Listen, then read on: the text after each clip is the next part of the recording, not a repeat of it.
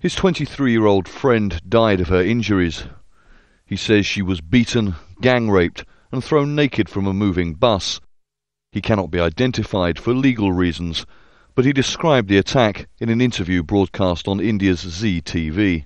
We were shouting at the top of our voices, trying to make people hear us, but they switched the lights on the bus off.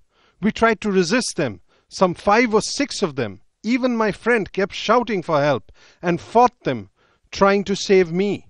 She even tried to call the police, but they snatched her mobile. Then they brought us near an overpass, threw us out of the bus, and even tried to run us over. He says the attack lasted 2.5 hours. 5 men have been charged with the woman's murder, and the authorities are holding a 6th, believed to be a juvenile. The man describes how for almost half an hour, passers-by ignored their pleas for help as they stood naked by the road. We didn't have our clothes on. We kept waiting for help, waving to passers-by in auto rickshaws, cars and on bikes. They would slow down, look at our naked bodies and drive away.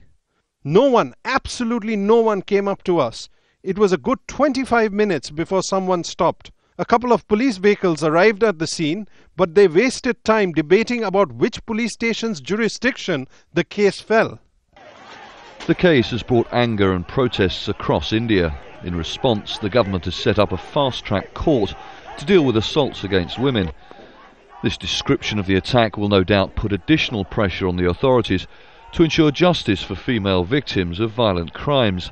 But this man says no matter how many candles are lit in remembrance for his raped and murdered friend, questions must be asked about India's reaction to violent crime against women when it took so long for someone to stop and help. Charles Stratford, Al Jazeera.